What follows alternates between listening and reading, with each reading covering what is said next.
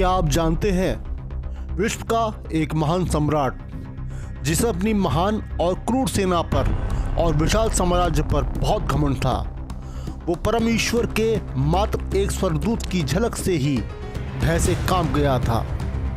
जी हाँ, हम सच कह रहे हैं।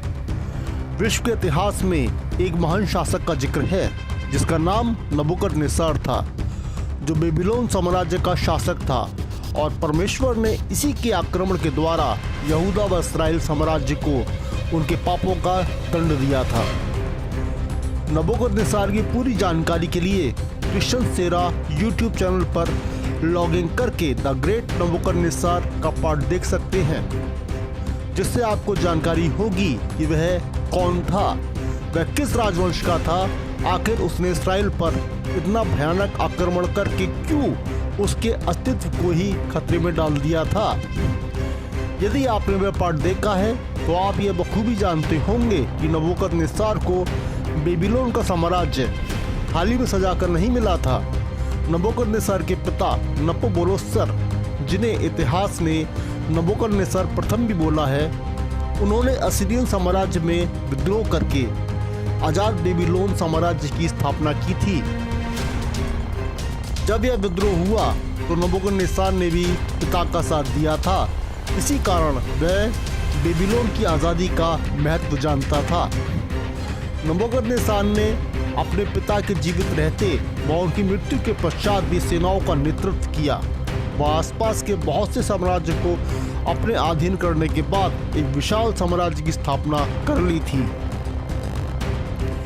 इन्हीं जीते हुए राज्यों में यहूदा व इस्राएल भी थे।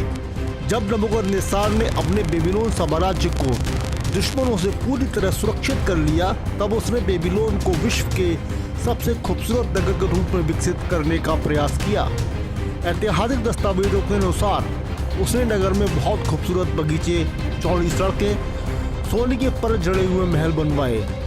नगर को औसत से ऊंची दीवारों से घेर लिया गया। जब दूर देश से लोग उस नगर में जाते थे तो उसकी खूबसूरती से अचंभित हो जाते थे। उस समय काल में वह नगर विश्व के व्यापार का केंद्र बना हुआ था। विश्व के ऐतिहासिक दस्तावेज गवाह हैं कि उस नगर में एक ऐसा बगीचा भी था, सभी लोगों को हैरत में डाल दिया करता था, क्योंकि वह एक महल में बनवाया गया था। उसे देखकर ऐसा लगता था कि पेड़ पौधे महल में लटक कर झूल रहे हैं। इसी कारण उसे हैंगिंग गार्डन का नाम भी दिया गया। इन्हीं विकास कार्यों के अंतर्गत सम्राट ने according to Bible Daniel chapter 3 के अनुसार अपने देवता की सोने की मूर्ति बनवाई, जिसकी ऊंचाई 60 हाथ, चौड़ाई 6 हाथ की थी। वह उसे बेबीलोन के दूरा नामक स्थान में खड़ा करवाया।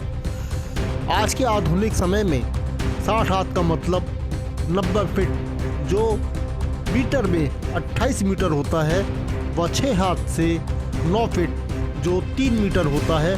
अब आप कल्पना कीजिए कि वह मूर्ति कितनी विशाल रही होगी। यह मूर्ति आसपास के सभी देशों में कौतूहल का विषय बन गई, क्योंकि उस समय काल में इस प्रकार के कार्य असंभव माने जाते थे। जब यह मूर्ति पूरी तरह से बनकर तैयार हो गई, तब नबूकदनेस्सर ने अपने अधीन साम्राज्यों को, उनके हाकिमों को, अधिकारियों को आदेश दिया कि वह सभी उस मूर्ति की प्रतिष्ठा में शामिल हों। उस विशेष दिन जब उस मूर्ति की प्रतिष्ठा होनी थी, तो सभी बेबीलोन के अधीन साम्राज्यों के अधिपति, अधिकारी, हाकिम मूर्ति के सामने पहुंचे। तब सम्राट के ढिंडोरियों ने यह मनादी करना आरंभ कर दिया कि देश देश के व जाति जाति और भिन्न भिन्न भाषा बोलने वाले लोगों, तुम्हें यह राजा आज्ञा सुनाई जाती है कि जिस समय तुम नरसिंगे, वीणा, बांसुरी, सितार, शहनाई, सब प्रकार के बाजों का शब्द सुनो, तो तुम्हें उसी पल भूमि पर गिरकर सम्राट की खड़ी कराई हुई देवता की मूर्ति को दंडवत करना होगा। जो व्यक्ति दंडवत नहीं करेगा उसे आग के धधकते भट्टे में डाल दिया जाएगा। वैसे आप लोगों को पवित्र बाइबल की यह घटना कुछ याद दिला रही होगी भारत की सबसे चर्चित फिल्म बाहुबली की। उस फिल्म में भी एक मूर्ति का जिक्र था। शायद फिल्म के बनाने वाले डायरेक्टर राजामौली ने डैनियल की कहानी को पढ़ा होगा। खैर, हम इस पर चर्चा नहीं करेंगे। बस यहीं से बिसात बीत चुकी थी उस महान शक्ति के हस्तक्षेप की, जो सर्वोच्च थी, जो हमारी मानवीय कल्पनाओं से भी बहुत ऊपर थी। जब मूर्ति की प्रतिष्ठा होने लगी तो सभी प्रांतों के हाकिम मूर्ति को दंडवत करने लगे। पूरी विशाल भीड़ में मात्र 3 लोग ऐसे थे जिन्होंने दंडवत नहीं किया। यह देखकर आसपास खड़े लोग भौचक्के रह गए, क्योंकि यह सीधे विश्व के सबसे शक्तिशाली सम्राट को चुनौती थी। ये 3 व्यक्ति यहूदी जाति के हनन्याह, मिशाइल, अजर्या थे, जिनको बेबीलोन की भाषा में शद्रक, मेशक, अबेदनेगो बोला गया। ये परमेश्वर के सच्चे भक्त थे, जिन्हें नबूकदनेस्सर ने यहूदा विजय के पश्चात गुलाम बनाकर उनका निर्वासन बेबीलोन में करवा दिया था। अब सवाल यह है कि ये 3 गुलाम हाकिमों की भीड़ में कैसे पहुंचे? आखिर इनका पद क्या था? इसके लिए आपको क्रिश्चियन सेरा का वीडियो नबूकदनेस्सर और उसका सपना देखना होगा। उससे आपको जानकारी होगी कि किस प्रकार परमेश्वर ने इन्हें गुलाम से उठाकर बेबीलोन साम्राज्य में ऊंचा पद दिया था। परंतु बेबीलोन राजदरबार में राजदरबारियों का एक ऐसा वर्ग भी था जो इन्हें मान सम्मान नहीं देता था। उनकी नज़र में ये अभी भी गुलाम थे। वे हर पल इनका नाश करना चाहते थे। इस बार इस वर्ग के लोगों को एक अच्छा मौका मिल गया था, क्योंकि 3 यहूदी मित्रों द्वारा सम्राट के देवता को दंडवत न करने की जरूरत सीधे सम्राट की आज्ञा का उल्लंघन था, और उन्होंने मौके का फायदा उठाते हुए तुरंत सम्राट को सूचना दी। वह कहा, हे सम्राट, आपने ही आज्ञा दी है कि जब भी सभी वाद्ययंत्रों का शब्द सुनाई दे तो सभी को आपके देवता को दंडवत करना है। जो ऐसा नहीं करेगा उसे आग के धधके भट्टे में डाल दिया जाएगा। देखिए, पूरी भीड़ में मात्र 3 यहूदी पुरुष, जिन्हें आपने बेबीलोन के ऊपर अधिकारी बना दिया है, उन्हें आपका और आपकी राजाज्ञा का तनिक भी भय नहीं। या आपके देवता की उपासना नहीं करते, न उनको दंडवत कर रहे हैं। यह सुनते ही सम्राट आग बबूला हो गया। तुरंत उसने आदेश दिया कि तीनों को मेरे सामने उपस्थित किया जाए। तब तीनों मित्र सम्राट के सामने पेश किए गए तो सम्राट ने उनसे देवता की मूर्ति को दंडवत न करने का कारण पूछा। वह अंतिम अवसर देते हुए कहा कि अभी भी तुम तीनों जब नरसिंगे जयघोष की आवाज सुनो तो दंडवत कर लो और अपने प्राण बचा लो, वरना तुम्हें आग के धधकते भट्टे में डाल दिया जाएगा। फिर ऐसा कौन सा देवता है और भगवान है जो तुम्हें मेरे हाथ से बचा सके? यह सम्राट की सीधे परमेश्वर को चुनौती थी, क्योंकि वह तीनों परमेश्वर के सच्चे भक्त थे। तब उन्होंने सम्राट से कहा, हे सम्राट, गुस्ताखी क्षमा करें। हम इस विषय में आपको कोई उत्तर नहीं दे सकते।